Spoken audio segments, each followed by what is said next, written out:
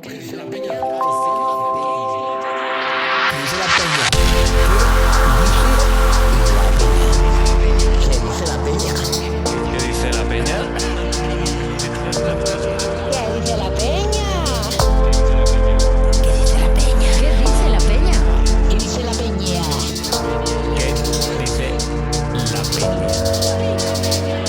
¿Qué dice la peña?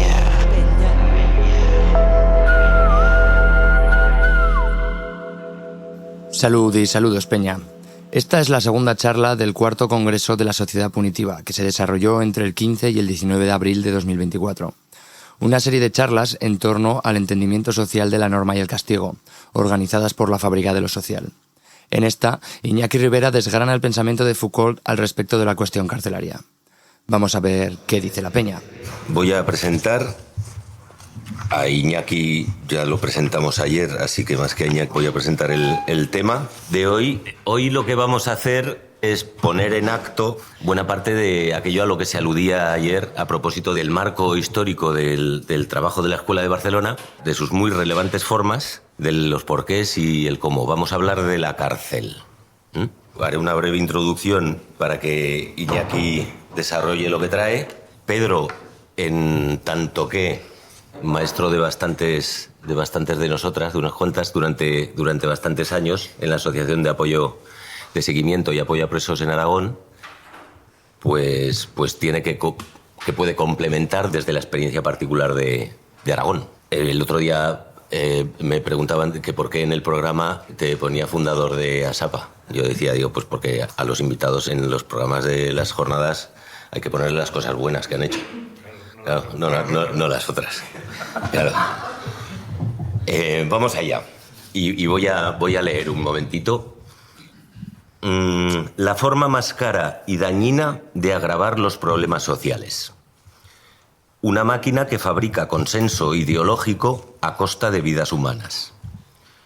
Un testigo privilegiado del fracaso de la cohesión social. Un contenedor de chivos expiatorios. Un espejo invertido en el que la sociedad nunca se mira. Una extremidad de la anatomía política. Un aparato legitimador y reproductor de la desigualdad. Un dispositivo de despolitización.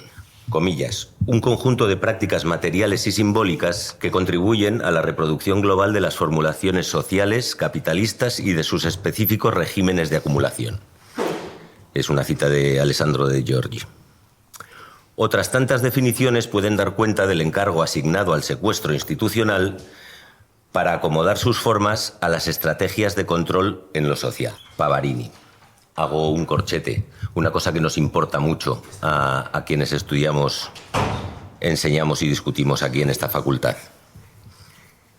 Estas dos últimas citas apuntan en dos direcciones especialmente útiles para discutir la noción de descentramiento penitenciario que propongo en la siguiente tesis. Las funciones declaradas de la pena de prisión actúan como justificación ideológica del encargo real encomendado a los dispositivos de control y castigo y el abandono neoliberal de las premisas reeducación, reinserción, resocialización, recuperación. Esas premisas que el welfarismo penal da cuenta de la adaptación de la esfera penal penitenciaria al régimen de acumulación en curso. La quiebra del vínculo capital-trabajo, del welfare al workfare, y su progresivo reemplazo por la lógica acreedor-deudor, del prisonfare al painfare, del estado penitenciario al estado del dolor, son dos marcas de esa adaptación que derivan de dos formas de abandono. Una forma de abandono política, la lógica de la intemperie, abandono de la política social como instrumento redistributivo, la desigualdad es condición necesaria para la hiperactivación competitiva, toda redistribución será inversa o filantrópico-residual, y otra, económica, la lógica del reciclaje, abandono de una excedencia social que será gestionada con eficiencia. La población superflua, retirada de facto su titularidad de derechos, también debe producir valor. Junto a ambas, un complejo policial militar provee el oportuno control securitario del vínculo dentro-fuera y una lógica cinegética en tanto que cazadora, un poder que caza personas. El principio de menor elegibilidad, que nació de la racionalidad gestora de la pobreza preindustrial para luego incorporarse al discurso penal, retorna así al ámbito de lo social en forma gerencial actuarial, de mínima elegibilidad humanitarista.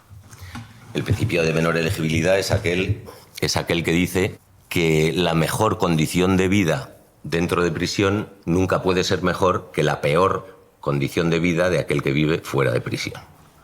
A día de hoy, discutir sobre ese concepto y cómo juega ahora mismo en un falso bienestar. Ayer se hablaba de estado de bienestar y algunos hacíamos la anotación de por qué ya no deberíamos hablar de bienestar, sino de malestar, de producción de daño, ¿no?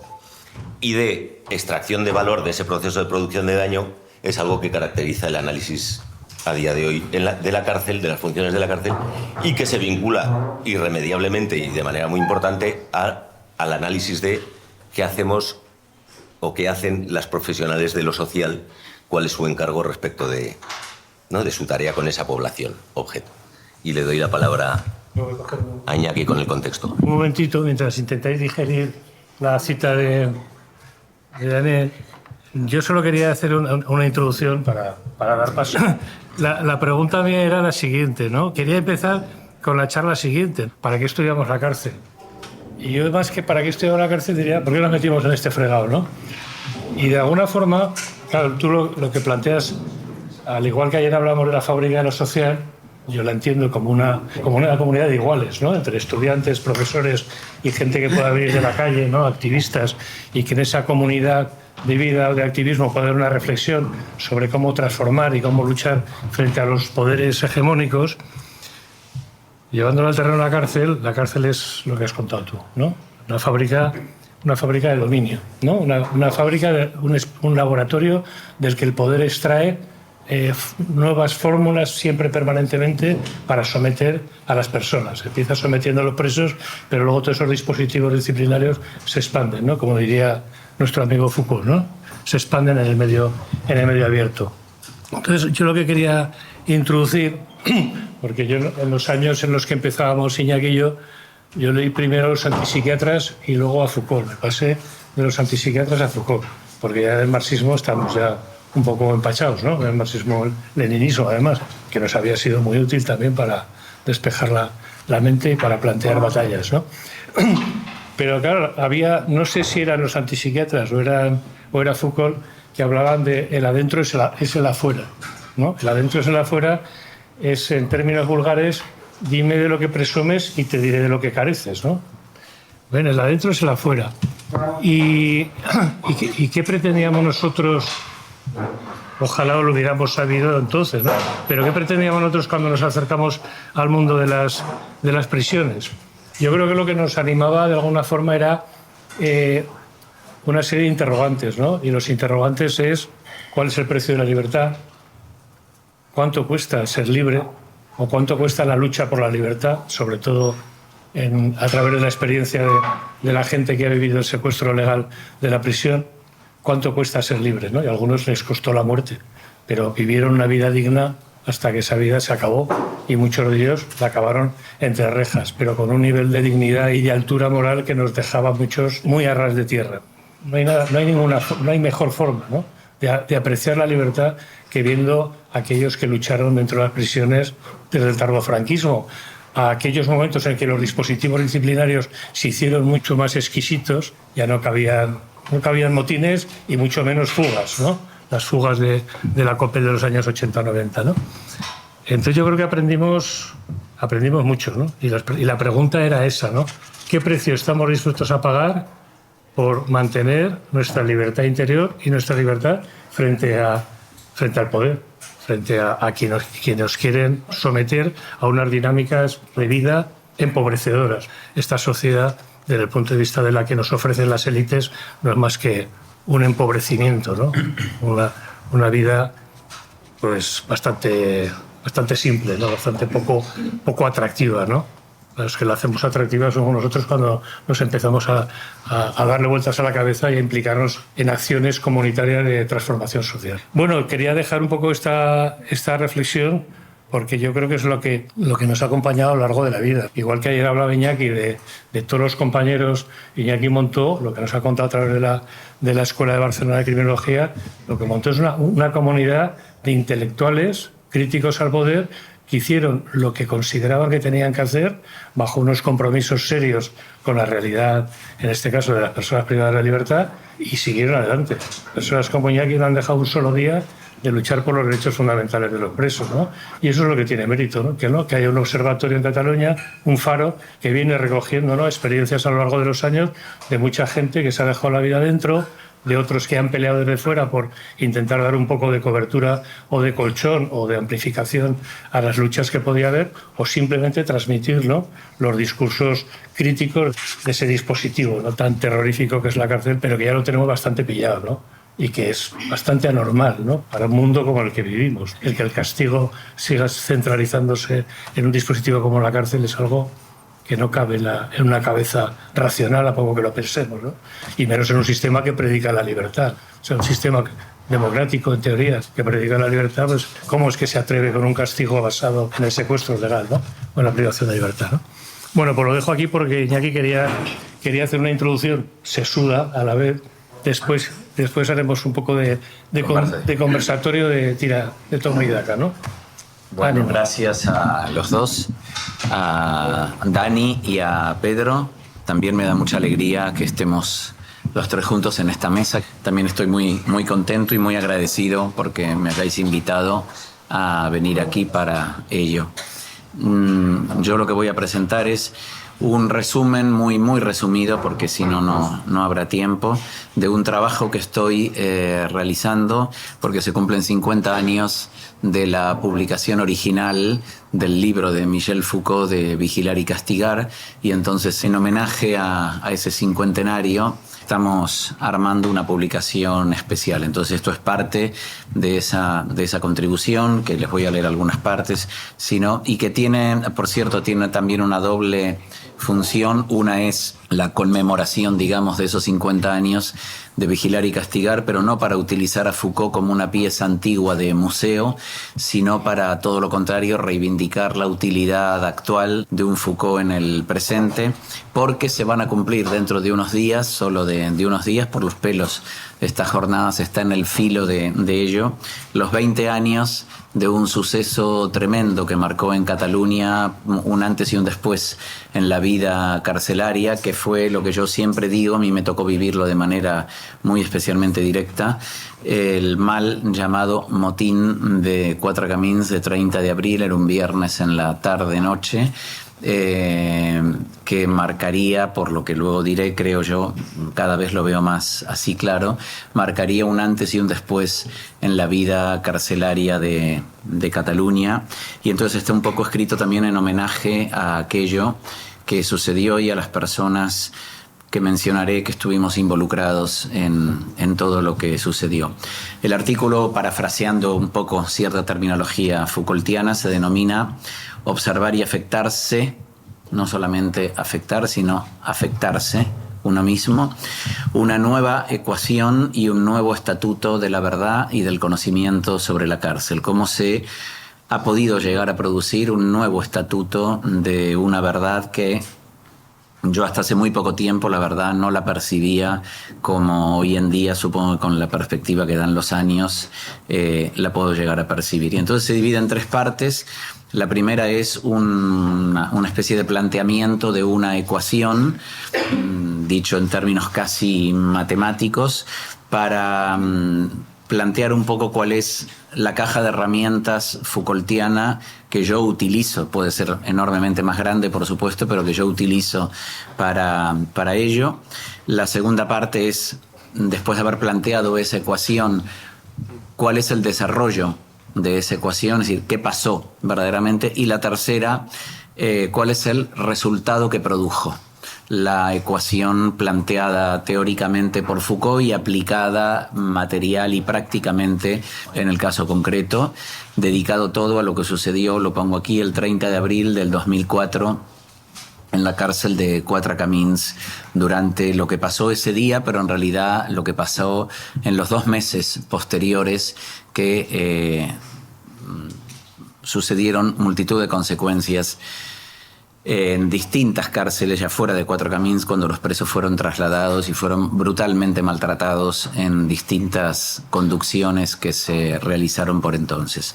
Bueno, la primera parte, un poco este planteamiento de la ecuación, un poco para hablar conceptualmente qué quiero decir cuando hablo de esto de la caja de herramientas de Michel Foucault. Primero, un poco de memoria, un poco de recuerdo, simplemente.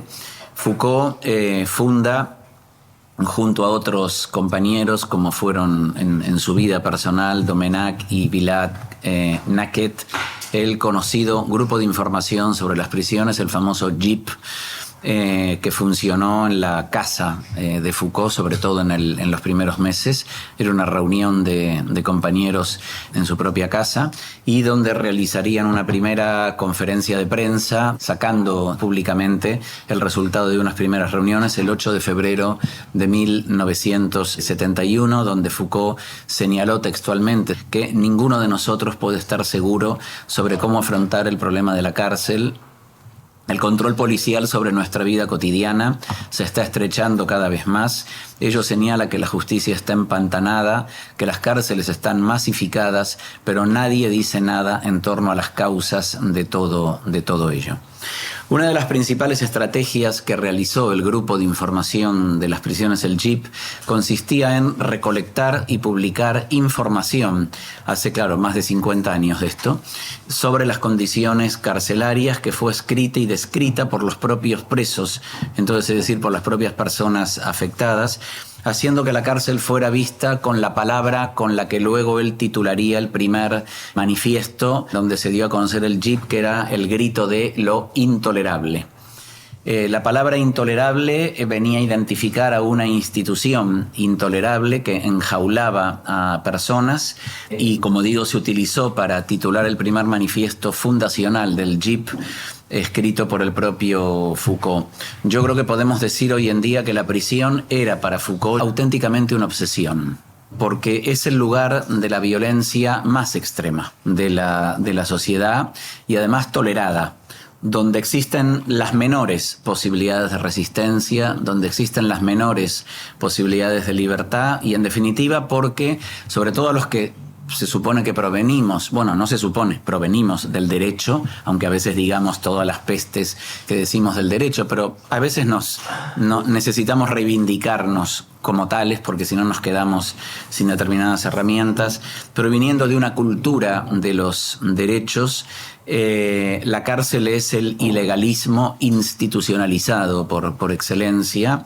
Foucault señalaba de una manera muy clara, muy gráfica, seguramente como nadie, con la genialidad que él tenía a veces en frases cortas, la cárcel es la caja negra de la legalidad, que resumía perfectamente su manera de percibir algo absolutamente intolerable.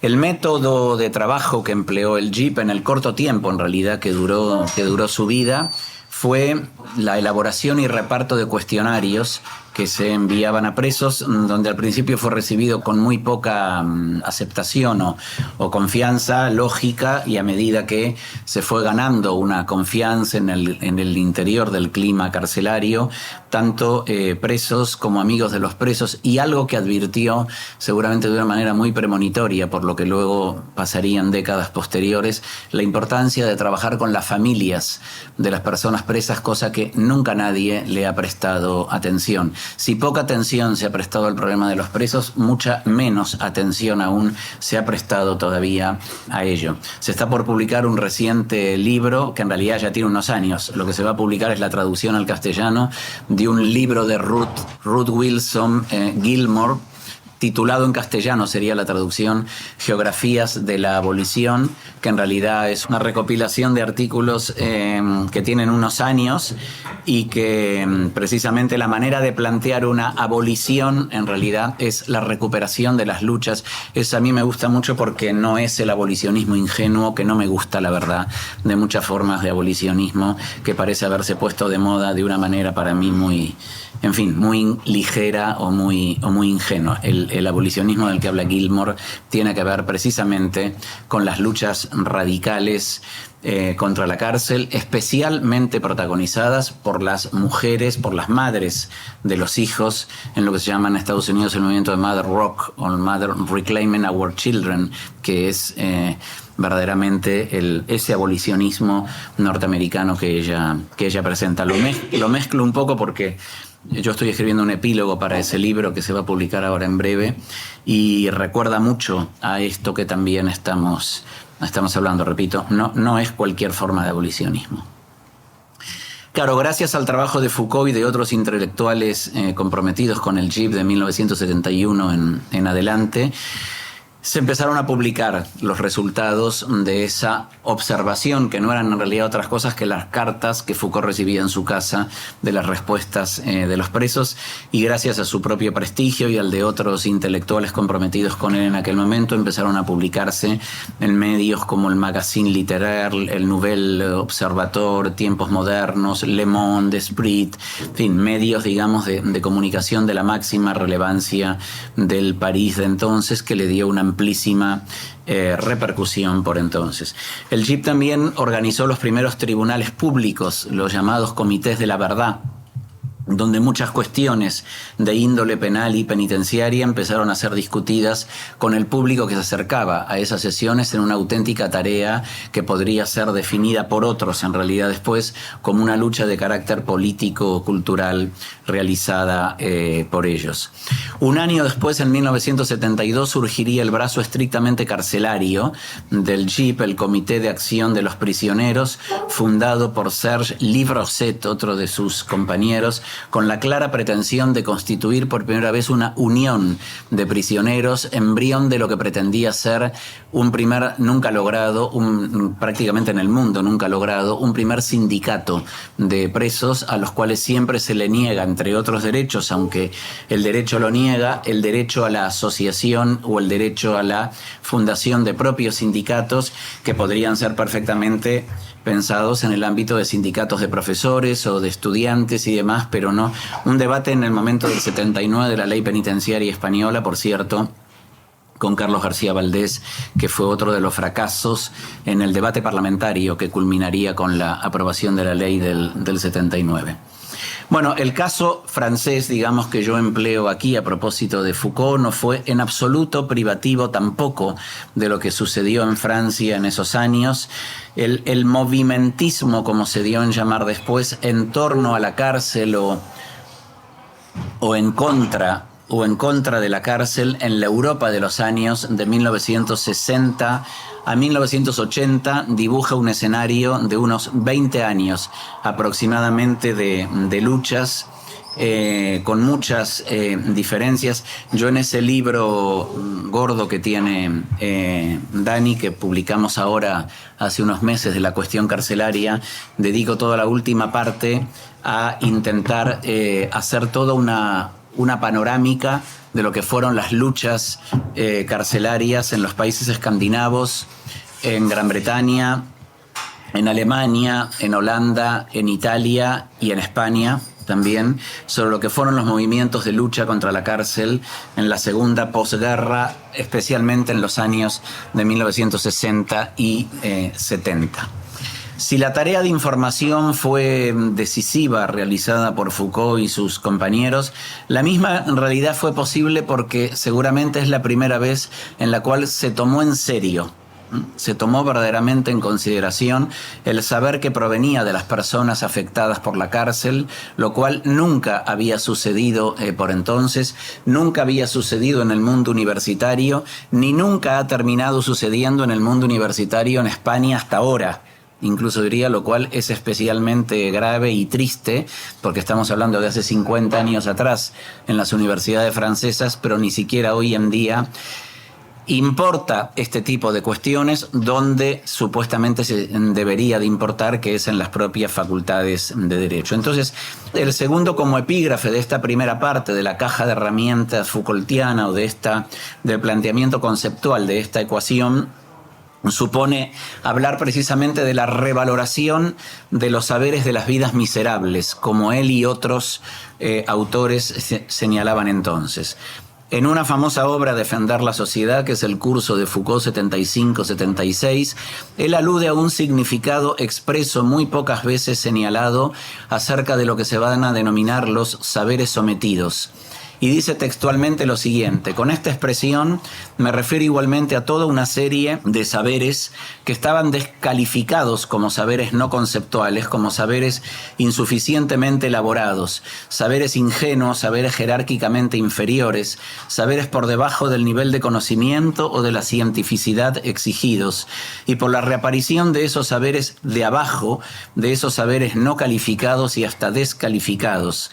Saberes que son los siguientes: el del psiquiatrizado, el del enfermo, el del enfermero, el del médico, pero paralelo al sacrosanto saber médico, el saber que circula por los hospitales en medios bajos, el saber de los delincuentes, etc. Ese saber que yo llamaría, si lo prefieren, y que no es en absoluto un saber común, un buen sentido, sino al contrario, es un saber particular, es un saber local, regional, un saber diferencial, un saber incapaz de unanimidad que incluso tiene contradicciones, como es la naturaleza humana, y que solo debe su fuerza al filo que opone a todos aquellos que institucionalmente lo rodean. Por la reaparición de esos saberes locales de la gente, de esos saberes descalificados, es solo por ahí, es decir, por las grietas que tiene toda institución, por donde verdaderamente circula la auténtica crítica. Perfectamente conocedor él de la crítica que provocaría la revaluación de este tipo de saberes, añade Foucault inmediatamente que ustedes me dirán que hay algo así como una extraña paradoja en el hecho de querer agrupar o acoplar en una misma categoría los contenidos del conocimiento histórico meticuloso, el conocimiento de los historiadores que se llaman eruditos o exactos o técnicos, conectarlo con esos saberes que son locales. Son saberes locales, singulares, saberes de la gente, que son saberes a veces sin sentido común y que en cierto modo se han dejado en suspenso cuando no fueron efectiva y explícitamente mantenidos a raya. Pues bien, yo creo, decía él, que precisamente es en ese acoplamiento entre los saberes enterrados de la erudición y los saberes descalificados por la jerarquía, de los conocimientos y de las ciencias, donde efectivamente se jugó lo que dio fuerza esencial a la crítica de los discursos en estos últimos 15 años. En efecto, ¿de qué se trataba si no en un caso como en el otro, tanto en el saber de la erudición como en esos saberes descalificados, de esas dos formas de saber sometidos o enterrados? Pues se trataba ni más ni menos que el saber histórico de las luchas. En el dominio especializado de la erudición, lo mismo que en el saber descalificado de la gente, yace la memoria de los combates, la memoria precisamente que hasta entonces se había mantenido a raya.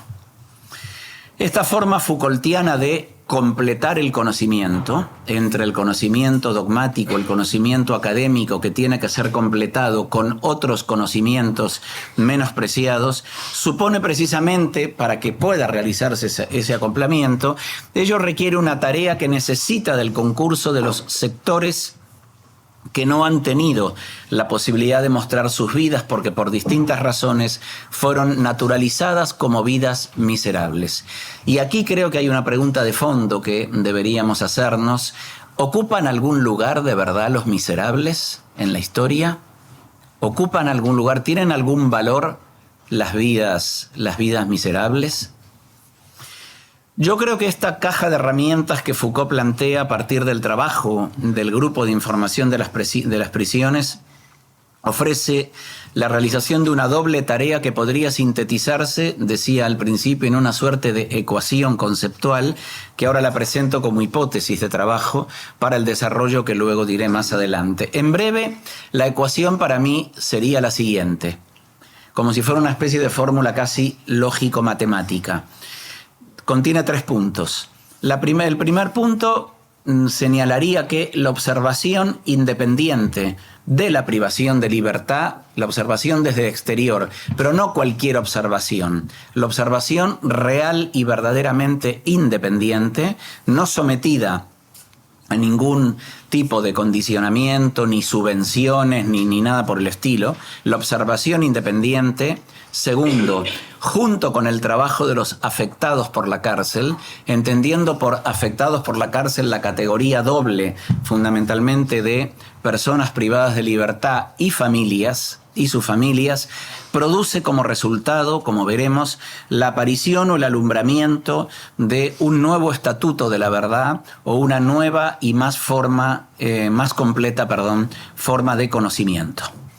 Para desarrollar esta ecuación sería, por tanto, necesario acudir al desarrollo del concepto de observación de la privación de libertad. ¿Qué quiero decir de verdad cuando hablo de observación de la privación de libertad? Porque no hablamos de cualquier cosa ni de cualquier forma de observación.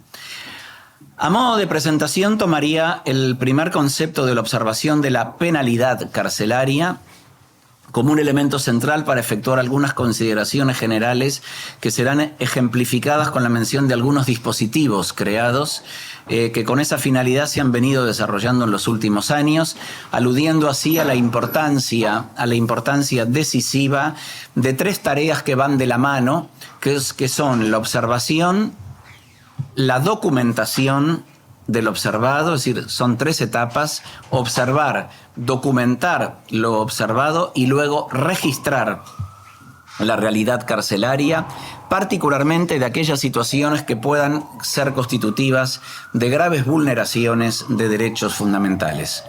La fuerte resistencia que se ha opuesto a este tipo de trabajos por reacciones corporativas representa por sí mismo, primero, la opacidad propia de la reclusión institucional y segundo, la propia hegemonía quebrada, la hegemonía que creemos que verdaderamente se ha logrado romper en los últimos años, cuando ha sido precisamente la observación independiente la que rompió el dominio monopólico de un discurso institucional sobre la cárcel. Hasta hacía no mucho tiempo había constituido el único relato sobre la penalidad carcelaria en España.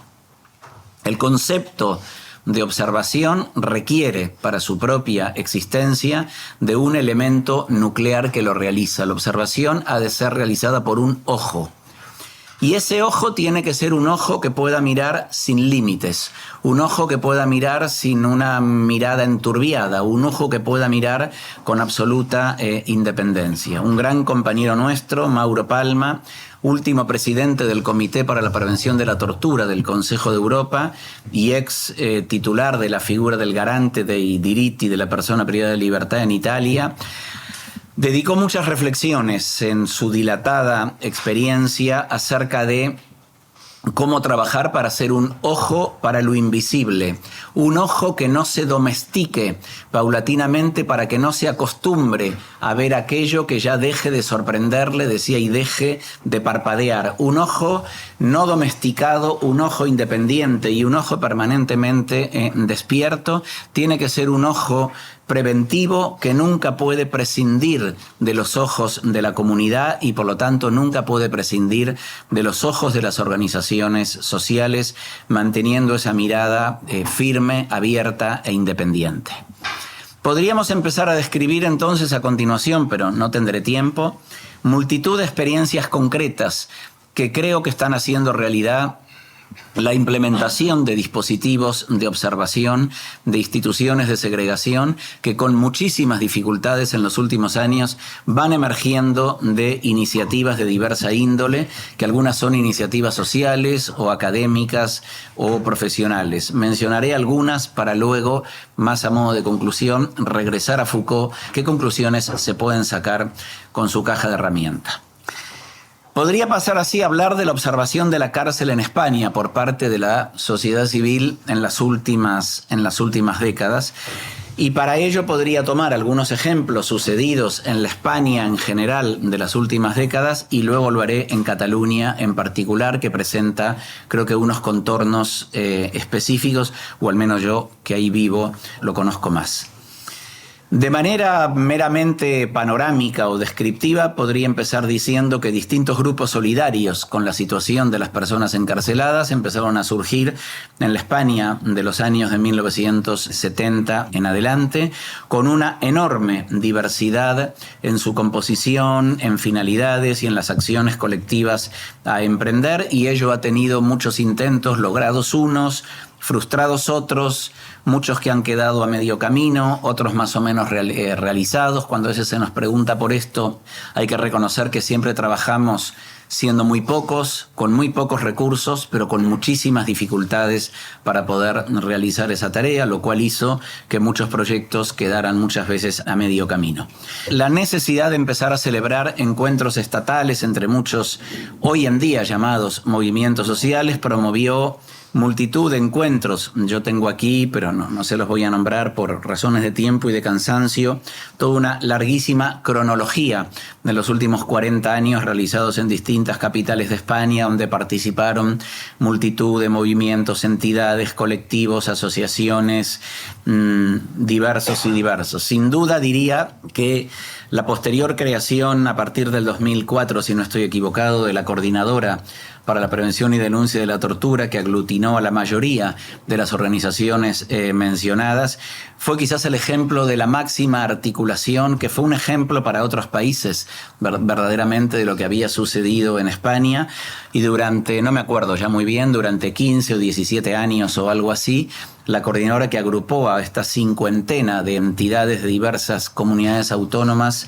pudimos realizar el único banco de datos existente sobre la tortura que aproximadamente cuantificaba, aunque la cifra siempre es muy engañosa, cuantificaba entre 700 y 1000 denuncias anuales sumamente acreditadas de casos, lo cual llegó a dar una cifra de unas 15.000 situaciones de tortura en España, que fue absolutamente insoportable para los ministros sucesivos del Interior que fue habiendo, lo cual hizo que recibiéramos todo tipo de ataques para frenar la actuación de la coordinadora, que en razón de eso y de otros problemas también nuestros y de la dificultad o nuestra propia incapacidad seguramente para seguir adelante, justo antes de los tiempos de la pandemia, en el 18-19, empezó a declinar un poco en su actuación y fuimos dejándola y no fuimos capaces de poder reflotarla, digamos, posteriormente.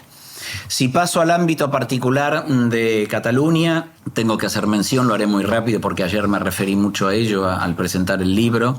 A partir del año 2000, con la creación del Observatorio del Sistema Penal y Derechos Humanos, reunió por razones de autodefensa, cuando mencioné todo lo que pasó en nuestro Departamento de Derecho Penal, la creación del Observatorio del Sistema Penal y Derechos Humanos, con todo un grupo de profesores, estudiantes, algunos abogados que se acercaron y demás. Inmediatamente que el observatorio se crea, tuvimos noticias de un primer caso de torturas en otra cárcel, antes todavía de lo de Cuatro Camins, lo denunciamos e inmediatamente sufrimos en aquel momento la primera resolución que prohibió la entrada del observatorio a la totalidad de las cárceles. Llevamos aquella primera prohibición al Parlamento de Cataluña y lo menciono como una cita textual para refrescar un poco la memoria. Un diputado que entonces presidía la Comisión de Justicia del Parlamento de Cataluña, el señor Jaume Camps i Rovira, muy importante diputado del partido de Convergencia y Unió, nos dijo textualmente en la cara, en la sesión donde se votaba qué iba a pasar con nuestra prohibición: fíjense que cuando alguien solicita una visita a las cárceles y lo dice que es para realizar inspección de instituciones del sistema penal en aras a la transparencia y de la estricta legalidad que debe presidir sus actuaciones, a mí em convida a dir-le váyanse tots a fer punietas, váyanse todos a la mierda, ¿no? Más o menos. La cita es textual y está recogida en el diario de sesiones del Parlamento de Cataluña de 21 de noviembre del año 2002, serie C, número 408. De todos sabemos documentar bien las cosas para situar a cada uno en el lugar que le corresponde.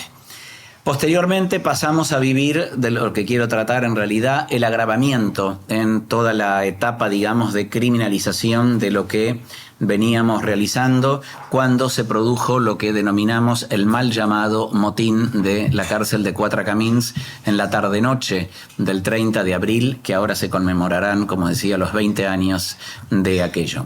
Porque pese a la prohibición de la realización de visitas a los centros penitenciarios un poco más tarde y a raíz de otro cambio de gobierno que se sucedió en el gobierno catalán, se nos volvió a autorizar la entrada en las cárceles.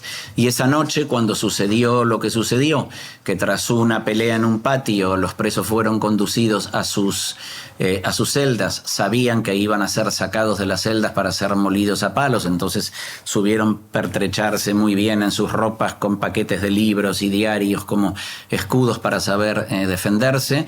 Sabían que a la madrugada, como sucedió, serían bajados de esas celdas para ser apaleados, un total de 24 personas que fueron brutalmente golpeados, tirados abajo desde la segunda planta hacia la planta baja, en filas de 200 funcionarios donde fueron siendo desnudados y constantemente apaleados, trasladados a la enfermería donde ingenuamente creyeron que iban a ser curados porque era una enfermería, y en la enfermería el propio subdirector médico fue el que se encargó porra en mano de terminar de rematarlos a golpes, y ahí fueron sacados por el módulo de ingresos a las furgonas de los mozos de escuadra y trasladados a distintos centros penitenciarios donde les esperaban comités de bienvenida de otros funcionarios porque habían herido, no lo he dicho, habían herido en el cuello de un pincho a un subdirector de la prisión de Quatre Camins, y para vengar corporativamente todo lo que ahí sucedió fueron recibidos por comités de bienvenida de los funcionarios entonces, que terminaron por molerlos a palos a ellos. Y cuando nosotros nos enteramos de lo que había sucedido, gracias a las madres y a las parejas, a las mujeres que al día siguiente, que fueron a mantener comunicaciones, no pudieron ver a sus hijos porque habían sido trasladados, y avisaron de que había pasado algo fuera de lo común, que eso no sucede todos los días en las cárceles catalanas, que se estaba en presencia de un episodio de una envergadura mucho mayor. Recibimos la autorización para poder ir a visitarles a esos presos, a tomarles como una especie de declaración en unas unidades que armamos. Los fuimos visitando en las cárceles donde ellos iban siendo trasladados. Tomamos nota de todo lo que sucedió. Hasta que ingenuamente creímos nosotros que los estábamos protegiendo con la tarea que estábamos realizando, hasta que nos dimos cuenta que esa toma de declaración de todos los relatos que ellos nos estaban brindando habían sido fotocopiados y circulaban por los sindicatos de funcionarios de prisiones en el interior de las cárceles y servían de arma para amenazar a los presos diciendo: como vuelvas a declarar ante el observatorio lo que has dicho, ya sabes evidentemente lo que te espera. Cuando nosotros descubrimos eso y vimos que además el gobierno catalán no había adoptado ningún tipo de medida de protección frente a los presos, decidimos filtrar a través de una persona que nunca hemos podido decir quién es, porque además es alguien muy conocido, y eso fue publicado en primera página de todos los diarios al día siguiente, y se armó un Cristo impresionante con una comisión parlamentaria de investigación y un juicio penal bochornoso que fue muy demorado en el tiempo, pero que terminó por una condena por tortura. Es la única que hay en Cataluña, una condena masiva a 17 funcionarios de prisiones, incluido el subdirector de la prisión de Quatre Camins, como delitos continuados de torturas y de otros, confirmada incluso por el Tribunal Supremo, que motivó un auténtico leading, un caso estratégico, como se dice ahora, que nunca tampoco pudieron perdonar en aquel momento. Todo aquello no nos dimos cuenta, quizás nosotros, lo que estaba pasando, más allá de los episodios o de la cuestión puramente fenomenológica, digamos, que yo estoy narrando aquí a nivel puramente como de anecdotario, ¿no? Algo había pasado que con el tiempo tardamos en realidad más como intelectualmente en entenderlo, ¿no? Por primera vez, todo lo que había pasado con los presos se sacaba a la luz, ocupaba los medios de comunicación, ocupaba el Parlamento de Cataluña, ocupaba por primera vez sesiones en la universidad, empezaban a escribirse artículos, algunos libros, empezaba a quebrarse el único relato oficial que sobre la cárcel existía hasta ese momento, que era el discurso del gobierno, el discurso del Departamento de Justicia, el discurso oficial universitario de los penalistas que nunca se han ocupado de las penas, que ayer señalaba, y a partir de ese momento la hegemonía, sobre todo sindical penitenciaria, que los funcionarios habían podido mantener como únicos depositarios de lo que ahí, de cómo se narraba, digamos, la cárcel, se había roto y el relato de los presos empezaba a ocupar verdaderamente como nuevos actores un espacio, digamos, social, mediático, político, académico, que ni siquiera nosotros fuimos conscientes, la verdad, de que eso, cuando tú estás viviendo algo muchas veces sobre la marcha, a uno le falta la perspectiva, ¿no?, histórica para poder así considerarlo. Los 20 años posteriores que transcurren de ese momento en adelante son 20 años de permanentes campañas de insultos, permanentes contra todos nosotros, en lo que eran entonces las primeras webs, que luego pasaron a ser redes sociales, cuando empezó todo ese mundo, y de una descalificación permanente que tuvo un momento de cristalización, diría un lenguaje así muy benjaminiano, cuando algo cristaliza, como en un episodio también muy concreto, que fue cuando en el año 2016 logramos en el Parlamento de Cataluña la creación de un grupo de trabajo sobre un tema monográfico sobre el aislamiento penitenciario como consecuencia del suicidio, en condiciones muy extrañas, ese suicidio de una chica colombiana suicidada en el módulo de donas de Brianzuno, en el módulo de aislamiento de donas de Brianzuno.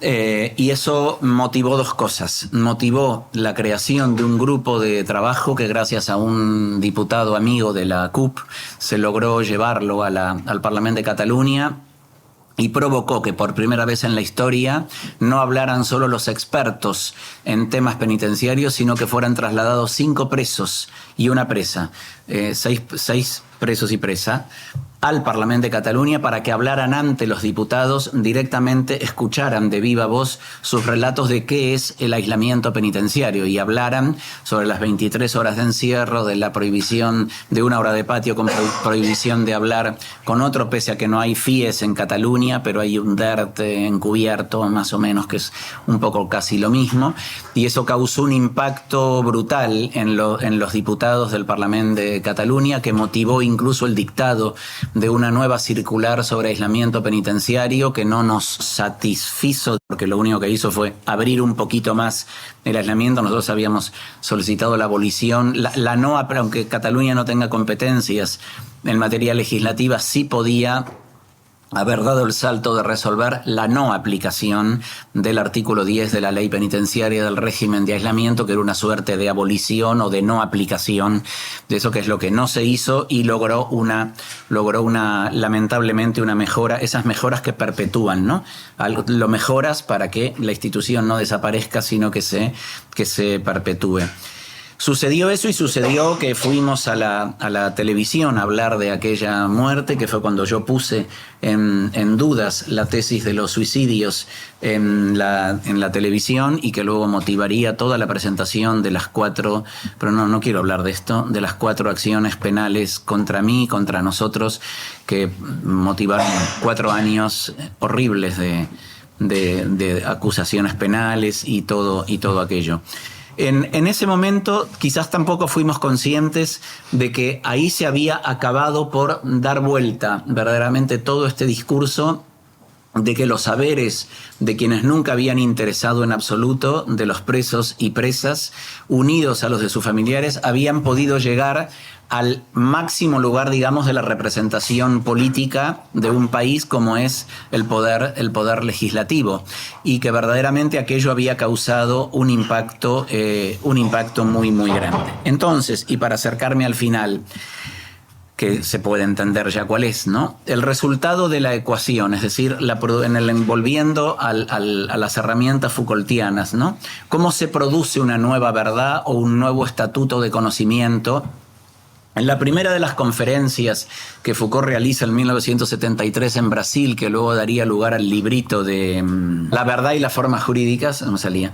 En la primera de esas 5 conferencias que son, habla de los saberes sometidos que adquieren una visibilidad, señalando que es evidente, yo creo que, retomando yo esa caja de herramientas, que cuanto se ha presentado, yo creo que refleja perfectamente todo un conjunto de luchas, de oposiciones, de dominios, de oposiciones de resistencias, donde los saberes sometidos, en este caso, los saberes de los presos concretamente, adquirieron una visibilidad muy concreta en la historia catalana penitenciaria de las últimas décadas. Adquirían visibilidad por primera vez de una forma notoria como consecuencia de estos trabajos de observación independiente sobre la cárcel y de la complicidad que se tuvo.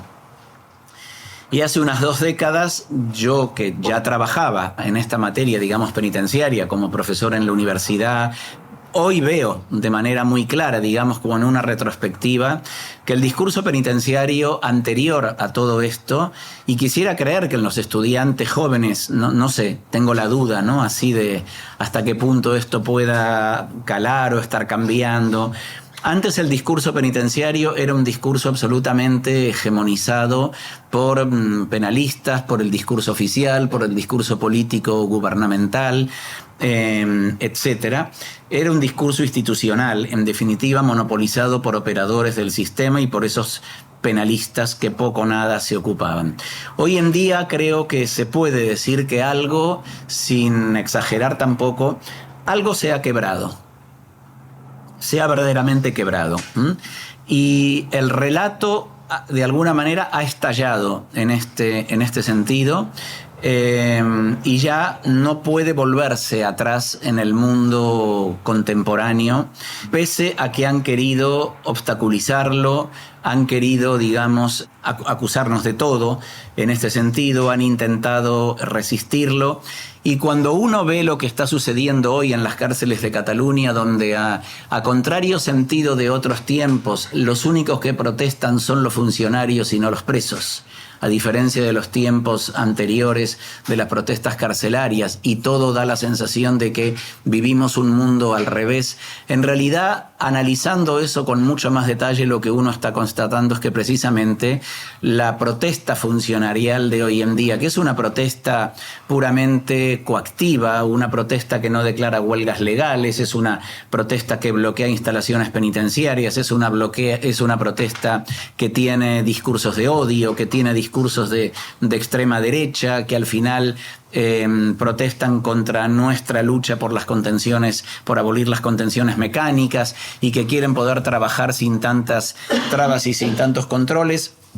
Estamos analizando mucho el discurso funcionarial que se está produciendo en este momento, porque es muy rico en ese sentido para tratarlo algún día con perspectiva. En definitiva, lo que están en el fondo protestando es que ya no pueden trabajar con la autonomía de la prisión de antes. Y ese concepto de autonomía de la prisión es un viejo concepto de Pavarini de hace 50 años atrás, donde lo peor que le puede pasar a la prisión, decía Máximo entonces, es volver precisamente a ese retroceso de la autonomía de la prisión que trabaja sin controles, digamos, del exterior. Ellos se dan cuenta que están perdiendo ese relato hegemónico que han ostentado durante décadas, y en el fondo están utilizando de una manera absolutamente rastrera un asesinato brutal, por supuesto, de una trabajadora penitenciaria, para todo ello.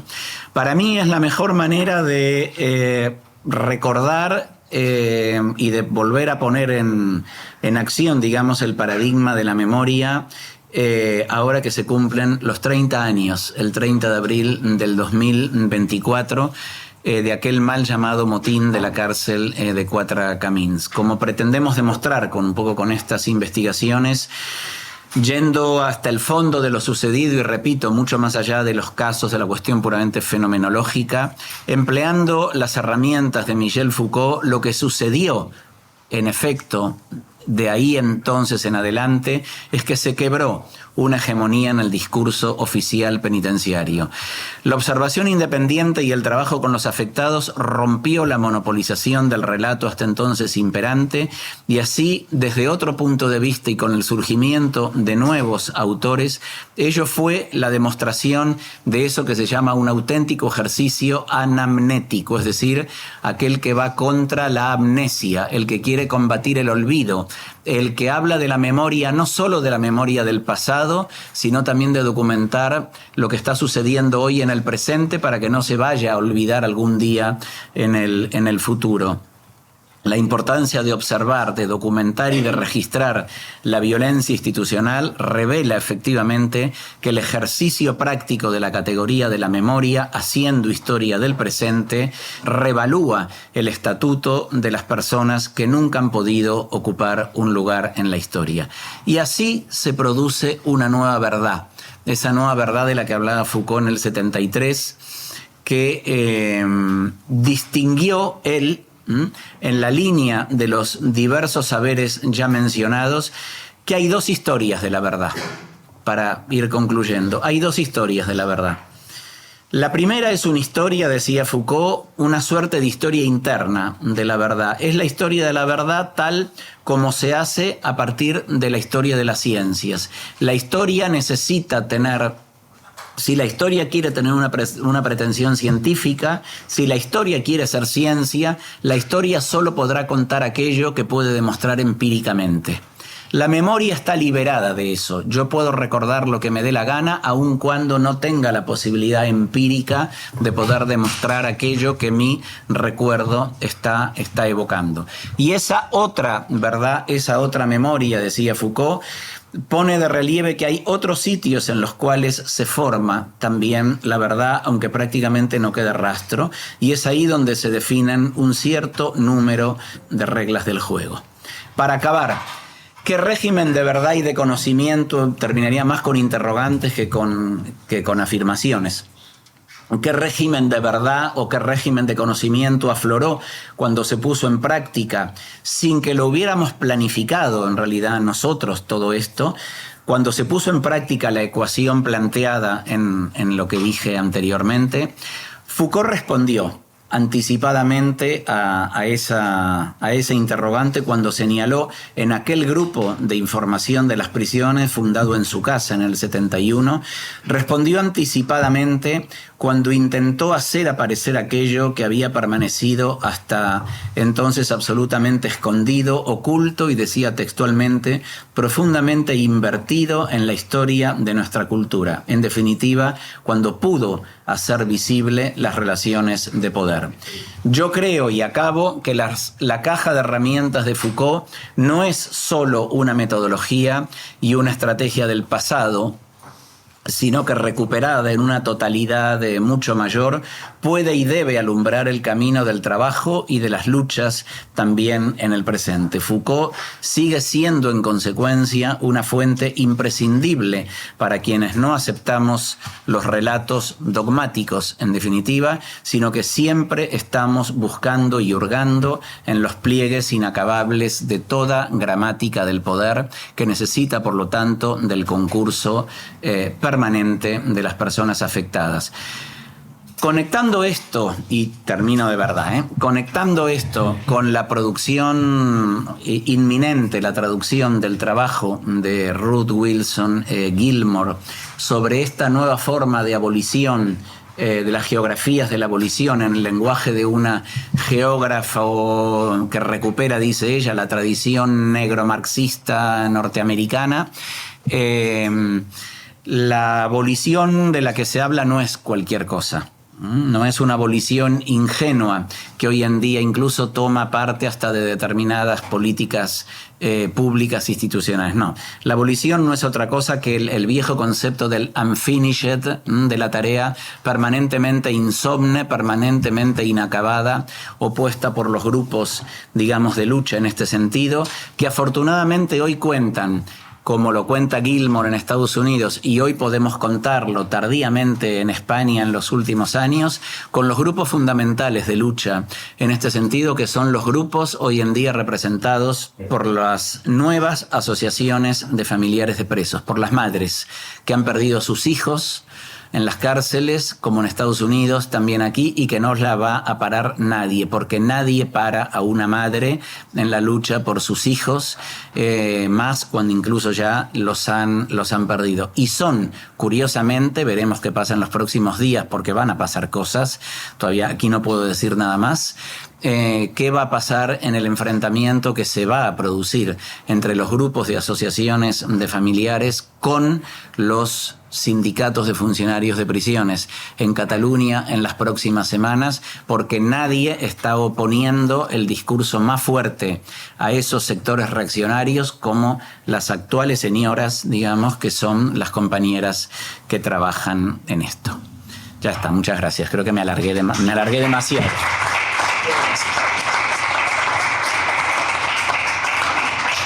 Muchas gracias. Esa visión de la historia de Walter Benjamin, ¿no? que dice que no hay verdadera historia sin contar la historia de los vencidos, sin contar la historia de los muertos, de los que ya no están, ¿no?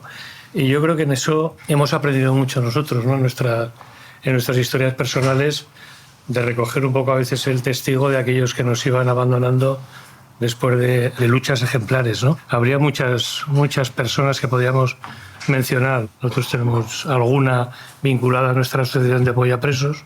Ricardo Moreno Roch, por ejemplo, que fue un chaval joven que se enganchó a las drogas en la cárcel, pero que fue testigo de cómo hubo líderes de la COPEL que no pudieron salir de la cárcel cuando los motines y cuando esa película que habréis visto, que refleja bastante bien las luchas de la COPEL en la transición, gente que se quedó pillada dentro, que no pudo salir.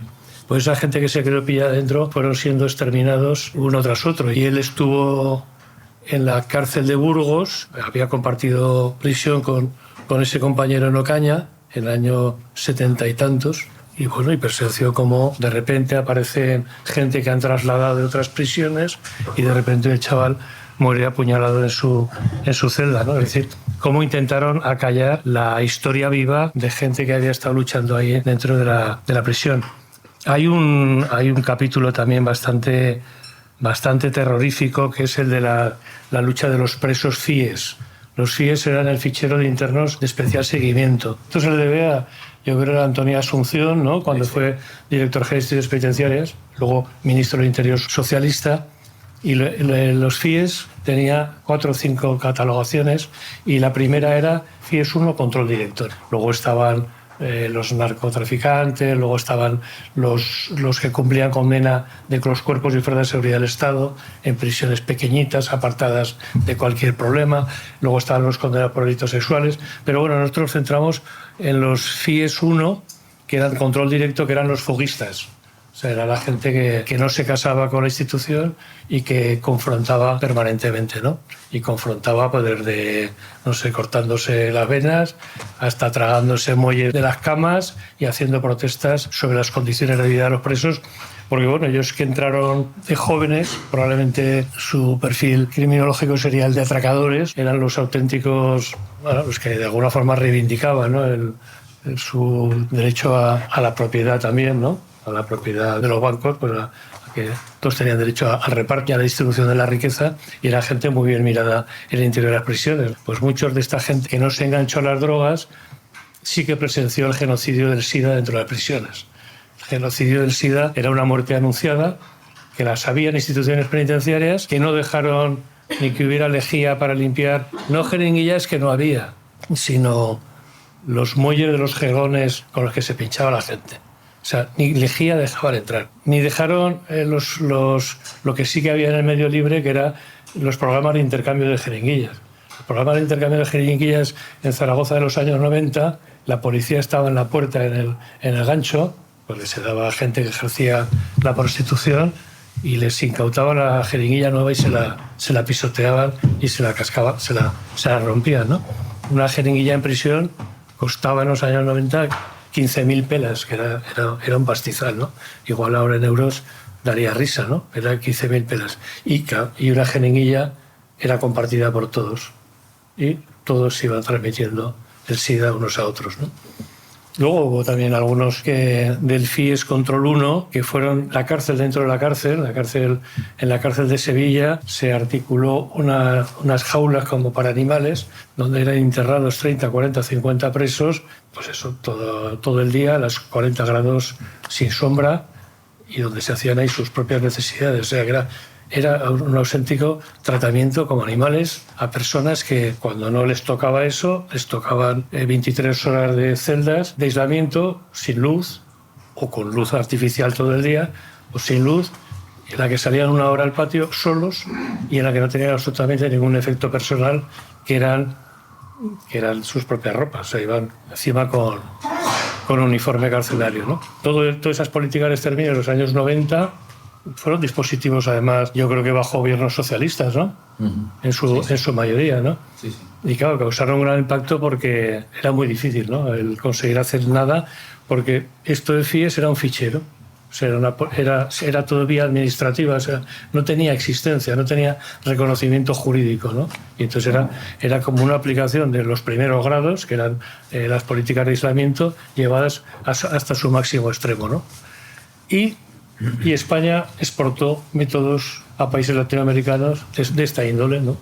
Métodos de aislamiento perfeccionados en las cárceles españolas con ciudadanos españoles, ¿no? Bueno, eso me viene a la cabeza, ¿no? Pero el trabajo con los familiares no se nos olvidó nunca, hombre. Si nosotros hubiéramos tenido el conocimiento que nos cuenta Iñaki de lo que hizo Foucault en los años 70, pues igual hubiéramos hecho las cosas mucho mejor, pero no teníamos ni pajolera idea. Entonces, bueno, pues de primeras, en los años 80 montamos la Asociación de Familiares y Amigos de Presos y Expresos, que luego 10 años después dijimos, pero ¿cómo podríamos poner un nombre tan estigmatizante a una asociación así? Porque era como señalarlos, ¿no? Claro, la mayoría éramos estudiantes de derechos, muchos de partidos de la extrema izquierda, gente del mundo libertario. Y lo que percibimos en aquella época fue el tremendo deterioro de la gente que había sido escarcelada porque ya se habían chupado un porrón de años o porque ya el cambio de la legislación, como no cabían indultos generales, pues había reformas de las leyes procesales que de repente te sacaban a 4.000 o a 10.000 presos que estaban pendientes de juicio. O sea, estaban en prisión preventiva, o sea, que no tenía ningún sentido que estuvieran allí, ¿no? Toda esta gente que salió muy deteriorada se encontró con mujeres estupendas que los acogieron, con familiares también que estaban ahí, pero que era muy complicado sobrellevar eso. La carga de lo que venían arrastrando muchas de esas personas, carga en términos también de deterioro psíquico de mucha gente, era muy complicada de llevar, y esta asociación nuestra pues saltó a los 3 o 4 años porque no pudimos, ¿no? Pero ahí estaban los familiares. Luego ya en los años 90, cuando montamos la SAPA, me ha recordado mucho lo que contabas tú del motín de Barcelona, ¿no? La Asociación de Apoyo a Presos se monta tras el motín de Daroca del año 92, creo que era. En Daroca llegaron presos de estos de los FIES 1, no sé si existía ya el FIES o no, pero Zamora Durán, ¿no? ¿Alguno de estos? Sí, empieza en el 89. En el 89, ¿no? Pues de los que habían vivido esas políticas de aislamiento de la cárcel dentro de la cárcel. Bueno, hubo un motín, secuestraron al juez de vigilancia penitenciaria, algunos altos funcionarios, y bueno, la represión del motín fue brutal.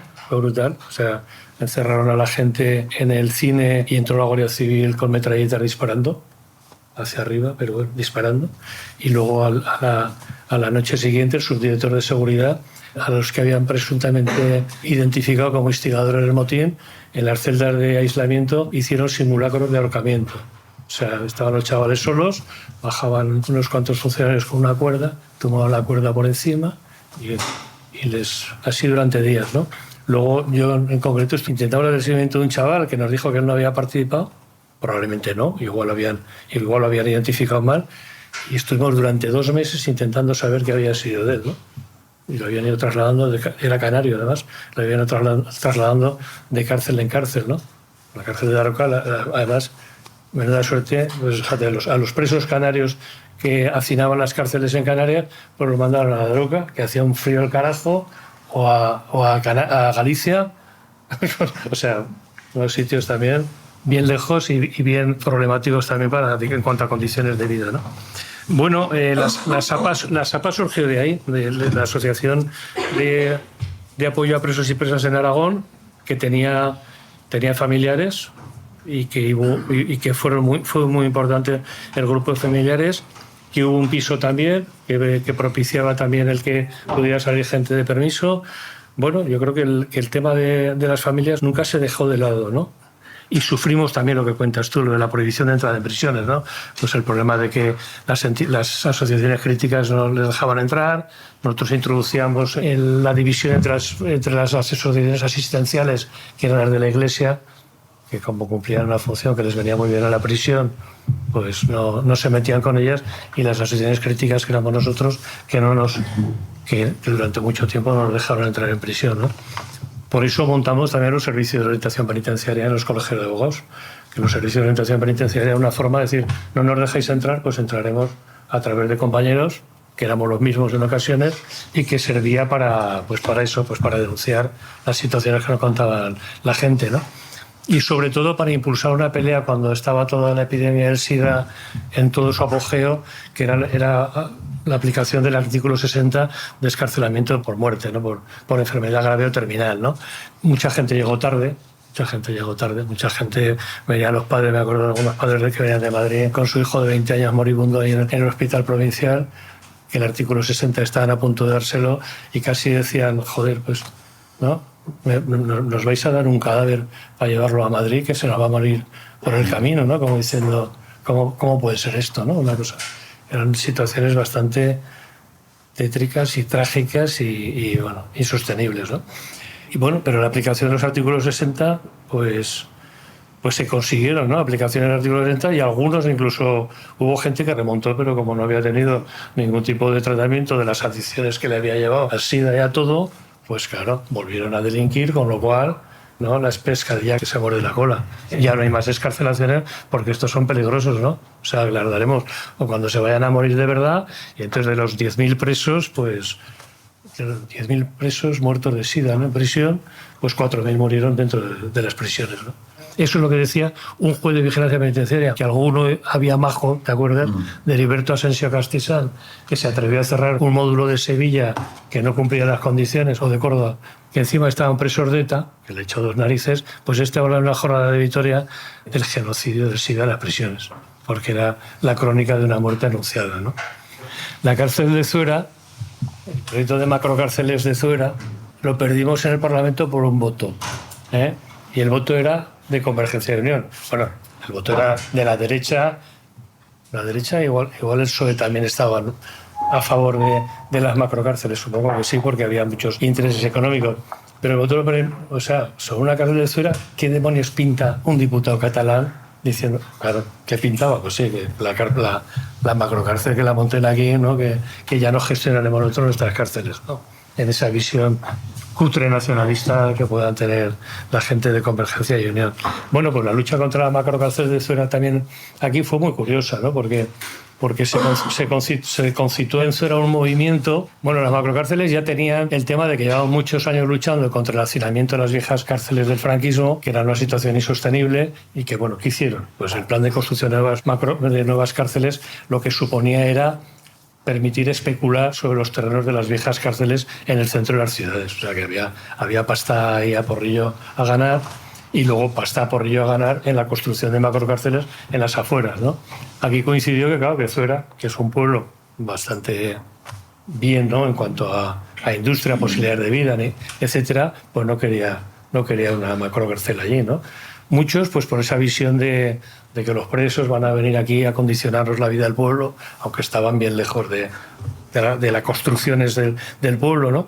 Llegó a haber ahí un discurso en el que se juntaban, ¿no? Las asociaciones un poco como las nuestras, con presos que hablaban a la gente del pueblo y les contaban historias. O sea que había intereses dispersos, pero que de alguna forma tenían también una razón de ser. Claro, las macrocárceles era un proyecto muy novedoso de contención en las afueras de las ciudades, donde no podía llegar la solidaridad ni el apoyo, o donde se dificultaba, porque incluso a los familiares no se les proveía de medios para acercarse a Zuera, con la pasta que suponía de traslados, de tener que dormir fuera, porque claro, el problema también es que había un artículo de la ley que no se cumplía, que era el cumplimiento en el lugar de origen. O sea, que había gente que se tenía que trasladar 800 kilómetros para ver a sus familiares, lo que implicaba una pensión y un traslado y un taxi, que a veces lo tenían que costear entre varios, ¿no?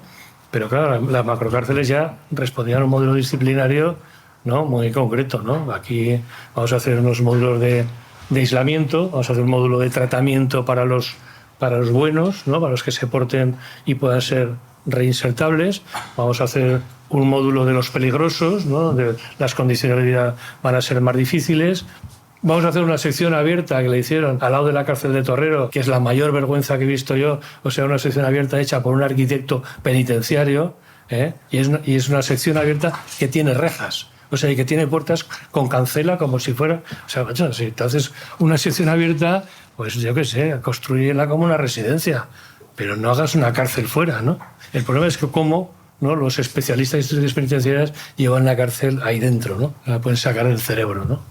No, te iba a hacer un comentario, pero no te quiero interrumpir. Pero no, porque yo creo que tenemos que estar muy atentos a la transformación de la penalidad carcelaria en el presente, porque hoy en día tenemos otra cárcel.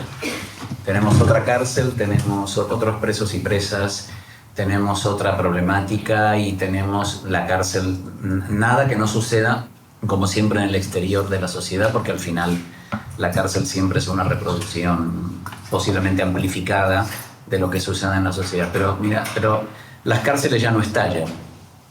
Es muy difícil para nosotros contrarrestar hoy en día el discurso oficial en este sentido, en cuanto permanentemente nos dicen los que seguimos trabajando cotidianamente en esto, y dicen, bueno, pero ustedes ¿de qué se quejan, no? ¿De qué se quejan respecto de las necesidades de los presos que están cubiertas, de sus derechos fundamentales? Los presos no se quejan, las cárceles no estallan, las cárceles están quietas, tampoco, por supuesto que tampoco estalla la universidad, tampoco estalla la calle, la movilización social está totalmente... todo, como dirían grandes compañeros nuestros que han estudiado tanto esto, el PEP y tantos otros, han logrado verdaderamente una cárcel quieta. Nosotros podemos aquí muy fácilmente cuestionar, y hace 40 años que lo hacemos, cuestionamos los paradigmas de la resocialización, de los premios y castigos, de la ley penitenciaria y de todo esto por otras razones. Lo criticamos, pero el tratamiento penitenciario ha logrado, no en las funciones que directamente ha de cumplir la institución carcelaria de la resocialización y todo eso, no, ha logrado cumplir la otra misión, que es servir de eficaz instrumento de gobierno disciplinario de la prisión. Ha logrado una cárcel quieta, ha logrado romper la solidaridad entre presos, ha logrado que ya no existan esas acciones colectivas de antes que vivimos en nuestras biografías, donde los presos, por supuesto que se unían para protestar, ponían su firma en un escrito cuando le habían pegado a un compañero, o protestaban contra la mala calidad de la comida. Bueno, hoy no protesta nadie por nada en todo esto, y se ha logrado una total fragmentación o individualización de las personas. Repito, tampoco la universidad se moviliza como en otros tiempos, no es que solo pase esto en la cárcel, pero bueno, ahora hablamos en todo caso de la cárcel. Entonces, claro, es muy difícil cuando a veces se habla de esto, poder seguir ahora con todo lo que acaba de pasar en Cataluña. Todo esto se vuelve a poner nuevamente de manifiesto, y la tarea es enormemente complicada de seguir en la lucha por todo esto, ¿no? Yo tengo aquí delante una parte del trabajo de Ruth Gilmore y en lo que escribimos al final, donde ella también señala cómo la cárcel norteamericana, después de otro tiempo, y no solo la Supermax, la cárcel de maximísima seguridad, digamos, norteamericana, sino otras también de regímenes duros, también sucede un poco lo mismo frente a otras épocas temporales, donde uno puede identificar fácilmente grandes protestas, etcétera, ¿no? Entonces, por ejemplo, la tarea no es sencilla, ¿no? Existe un pánico moral que conecta el uso del miedo con el control del delito y el uso del encarcelamiento. Creo que el empleo de la cárcel constituye una solución geográfica dentro de su terminología a problemas socioeconómicos empleada por el Estado en un proceso de reestructuración y acumulación de excedentes. Ello se verifica en el marco de una sociedad que no advierte, embrujada por la institución al consumo constante, que paradójicamente esa sociedad que acumula padece en el fondo una enorme desposesión. Desposesión de sus trabajos, desposesión de sus proyectos de vida, de sus viviendas en ciudades gentrificadas, carísimas y cada vez más inaccesibles a sus propios habitantes. Y así se realiza esta señalización de excedente, ya que en la gran producción de la globalización contemporánea hay cada vez más gente desesperada que sobra. Cada vez hay más personas con patologías del consumo y consumo de patologías, que es cierto, cometen en ocasiones atrocidades que la llevan a la cárcel, entre otros destinos. Y este capitalismo salvaje produce gente desechada que pasan a ser auténticos excedentes. La cárcel siempre fue y hoy también un escenario de reproducción amplificada de esa sociedad en el exterior. Pero ¿cómo vamos a tratar a esta cárcel que no queremos y contra la que protestamos, cuando en realidad hoy en día somos los de afuera los que protestamos contra lo que sucede desde dentro, con entidades, con asociaciones, con las madres, pero no son sus últimos destinatarios los que están protestando por la situación que padecen? Es decir, ¿cómo sostenemos una lucha en nombre de alguien que en realidad ese alguien no es el alguien que se manifiesta en la lucha como históricamente hemos conocido? Y por tanto, la situación es mucho más difícil de sostener que antes, yo creo, en este sentido, porque para la sociedad totalmente aparte, anestesiada, en la que vivimos, que es otro tema, ¿no? Esta sociedad plastificada, racista en el sentido de que no interesa absolutamente a nadie el destino de lo que pueda pasar con otra persona, y por lo tanto una sociedad que asiente silenciosamente a todo lo que ahí suceda. ¿Cómo seguir sosteniendo esa lucha en contra de la cárcel? ¿En base a qué tipo de argumentos? Jurídicamente podemos hacerlo, el principio de legalidad, la garantía de ejecución y demás, pero empiezan a ser insuficientes, yo creo, muchos argumentos para seguir sosteniendo esa lucha, ¿no? Había viejas teorías de la sociología que explicaban el porqué, ¿no? Surgían a veces en determinados momentos acciones colectivas que se expresaban en el exterior. Una era, dicen bien los sociólogos, ¿no? Aquí tenemos a Ignacio y otros, la teoría de la privación relativa, ¿no? Bueno, cuando las personas son sometidas a una situación de privación muy fuerte, hace que las personas se rebelen contra esas determinadas situaciones. Sin embargo, son teorías que para mí no son suficientes para explicar que existe otra manera de abordar eso, que es la teoría como de la movilización de los recursos, es decir, cuando las personas del interior son capaces de movilizar determinados recursos con el exterior, entonces se pueden llegar a producir determinadas fuerzas de cambio y de transformación en este sentido. El hecho de que es muy difícil de explicarle a la gente que si no se va a la cárcel y no se la visita, hoy en día no lo entenderán nunca. El hecho de que esa cárcel hoy en día no estalle, a diferencia de antes, no quiere decir en absoluto que los presos estén bien ni sus necesidades estén satisfechas. Cuando uno va y constata que la gente está profundamente mal, que la gente está enormemente enferma, que la gente está absolutamente farmacologizada en el sentido más brutal de las expresiones, cuando la gente está sola, cuando la mitad de la población es extranjera, cuando la gente no comunica con nadie en el exterior, cuando se está profundamente solo en ese sentido, no se le puede exigir evidentemente a esa gente que pueda tener una movilización de sus demandas como lo pudo haber tenido en otro momento, pero eso no es en absoluto sinónimo de un bienestar para esas personas. Pero esto ya es mucho más sutil y es mucho más complicado de explicar que en las viejas luchas, digamos, carcelarias, entonces, donde la gente se moría, efectivamente enterrábamos. Todas las semanas enterrábamos 5 o 6 personas. Todos los fines de semana enterrábamos 5 o 6 personas en los tiempos de las jeringas del SIDA y demás. Hoy, sin todo eso, la lucha contra la cárcel. Por eso yo me quejo muchas veces de una visión muy ingenua, muy poco trabajada de cierto abolicionismo español, sobre todo, que me parece nada convincente en este sentido, si no se tienen en cuenta verdaderamente los factores que hoy en día han transformado a la penalidad carcelaria con unos contornos distintos a la penalidad carcelaria que anteriormente conocimos, que repito, creo que hacen mucho más difícil y requieren de de nuevas herramientas para poder seguir sosteniendo una lucha por la revaluación de esos derechos, a pesar de que, paradójicamente, los destinatarios de esos derechos ni siquiera estén movilizándose en defensa de sus propias necesidades. Entonces, la situación es enormemente complicada. Ya, yo ahí creo que cuando ahora, por ejemplo, el 18 y 19 de abril, también en la Facultad de Derecho hay unas jornadas que se titulan Reeducación y reinserción social mediante el tratamiento penitenciario.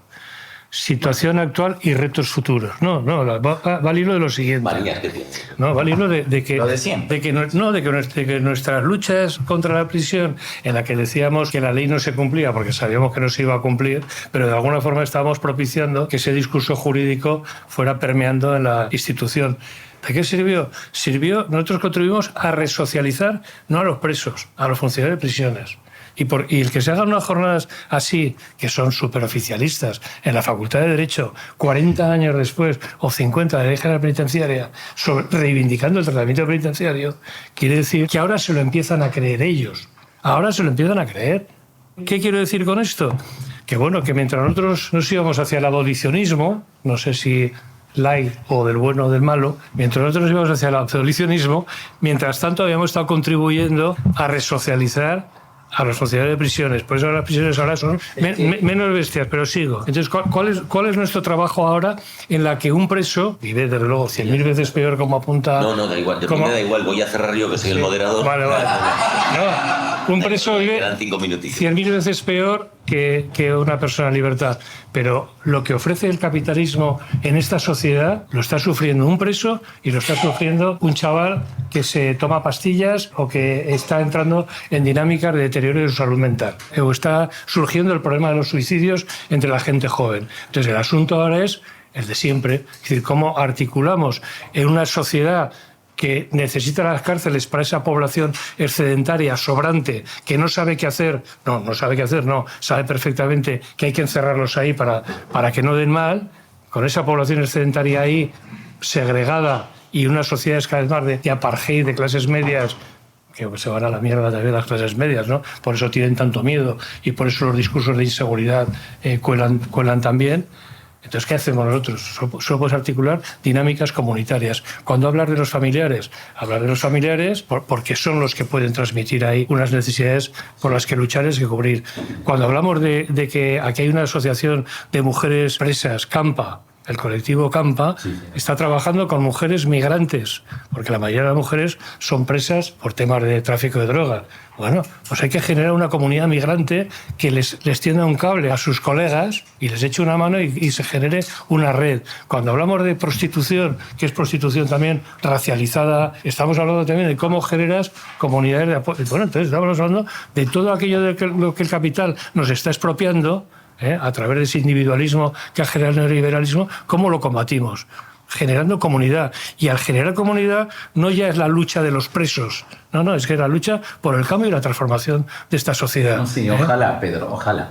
De todos modos, tengamos claro que en el campo estrictamente carcelario, el desmantelamiento de la ideología retratamental y todo eso no da necesariamente como resultado una menos cárcel, una cárcel abierta o un escenario abolicionista. Al contrario, el desmantelamiento del tratamiento, desgraciadamente, lo digo, el desmantelamiento del tratamiento, del premio castigo, del viejo correccionalismo, de las ideologías red, de todo eso, da lugar a la prevención especial negativa, es decir, da lugar a la incapacitación, a la cárcel dura, a los modelos policíacos, a la cárcel puramente castigo. Es decir, si hay tres maneras de mirar la cárcel en extrema síntesis, hay más, seguro, pero así como haciendo como rápida como fotografía, un universo abolicionista de la no cárcel, un universo de prevención especial positiva de ideología resocializadora y un universo de inocuización o de prevención especial negativa, en esos tres modelos el que triunfó planetariamente, constitucionalmente, ¿no? De la ideología de la prevención especial positiva, resocializadora, su desmantelamiento no lleva al modelo de la abolición, su desmantelamiento lleva al modelo de la pura cárcel, depósito, castigo, inocuizadora, etcétera, que es la nostalgia y la protesta de los funcionarios catalanes actuales. Eso es lo que hoy en día está en juego, desmantelar. Por eso que esa facultad haga eso, yo estoy años luz de defenderlo, ya nos conocemos, pero que la facultad haga eso es sintomático. Es sintomático, a eso me refiero. En cuanto a que precisamente lo que se está luchando desde toda ideología de extrema derecha, desde todos los modelos que se vienen adelante, es el desmantelamiento de la ideología resocializadora de la ley general penitenciaria que tenemos, pero no para un universo de menos cárcel o abolicionista, sino precisamente para el modelo exactamente contrario, punitivo, inocuizador, y eso es lo que yo creo que no se ha advertido. Lo que no se ha advertido y contra lo que hay que dirigir la acción. Y una pregunta, Dani. Sí. Una pregunta que quiero hacer. Muy corta para cerrar. ¿Por qué hay 100.000 condenas suspendidas y 50.000 presos? 58.000. 58.000 presos. 58.000. Antes había 80 y tantos mil. Pero hay 100.000 condenas suspendidas. ¿Por qué ahora las cárceles no están llenas? Si estamos hablando de un capitalismo Pues que eso da lugar a una mesa entera, ¿eh? Pues eso tiene que ver con el tema que yo iba a aprovechar para cerrar y así dar 10 minutos a tener a echar el descanso antes de subir a la sala de juntas con Estíbaliz. Porque yo iba a decir, y se añade como hipótesis a esos tres modelos y a esa cárcel almacén, cárcel vertedero que tú estabas mencionando, se añade otra hipótesis, que es la cárcel no como centro de, llamémosle, una ecología del castigo cada vez que se expande más y que cada vez produce más daño por todo nivel, sino una cárcel que sigue como referencia, que nos sigue ocupando, que sigue teniendo un valor, que sigue produciendo daño, pero que cada vez en términos proporcionales tiene menos peso cuantitativo, si quieres, mucho cualitativo, mucho ideológico, pero mucho del núcleo duro, de la mano dura, pero cada vez más. Toda esa mención que ha hecho Pedro así en bandeja, tiene más gente en contacto y bajo control en relaciones con el sistema penal, pero no necesariamente dentro. Lo que nos lleva a la cuestión que comentabais antes acerca de... El otro día oía una persona muy sabia que citaba a Aimé Césaire diciendo la primera consecuencia de una relación brutal de dominación, en ese momento era una relación colonial, nos vale cualquier relación de sometimiento, abuso, dominación, es la brutalización del dominante, del que coloniza, del que domina, del que agrede. La pregunta del millón, el abismo al que se enfrenta uno al pensar eso, yo creo es lo inmensurable del grado de violencia estructural en el que vivimos, compatible con todo eso que estabais de alguna manera reprochando. Qué hostias ahora que esas resistencias, esas poderes de resistencia no se visibilizan en forma de que no pasa nada. Que no pasa nada. ¿Cómo tomar cuenta de la construcción de inhabitabilidad permanente? Y con eso cierro, porque a mí lo que me interesaba era cerrar con una alusión a las estudiantes. Tomémonos esto salvando las distancias. Hablo de la racionalidad de la que antes Iñaki hablaba cuando hablaba de entre esa relación de poder que él mencionaba y en la universidad. Sí, en la universidad. Una relación de dominación, una relación de sometimiento a un rol. Estudiantes-clientes, seguidoras de instrucciones, no sé cómo queramos que nos definamos el perfil a día de hoy. Pero esas grietas de las que hablaba Iñaki son grietas que también nos sirven para entender el funcionamiento de la universidad. Cada vez que pronunciamos la expresión es que es obligatorio, no tengo tiempo para hacer algo interesante, no tengo tiempo para pensar, tengo que hacer lo que se me asigna. Cada vez que por la boca nos sale una descripción de la arquitectura normativa institucional que nos llena las 24 horas del día en nuestro rol de algo sin margen para... Ya he dicho, salvando las distancias, pero creo que pensar eso y jugar con eso debería resultarnos bastante motivador. Deberíamos sentir la necesidad de también a través de eso entender como estudiantes y entender en común, producir un saber sometido a esas circunstancias que nos permita discutir sobre qué hostias es lo que nos coloca aquí y nos hace hacer lo que hacemos permanentemente. Porque si hay algo, cito también, que caracteriza a la universidad, es los permanentes cortes en la transmisión de la memoria de las luchas de quienes pueblan la universidad. Con lo cual, de una generación a otra, de repente, pasa Bolonia, pasa la pandemia, pasa lo que sea, y lo que ocurrió hace 4 años ya parece prehistoria para las que de repente entran de nuevo en la universidad.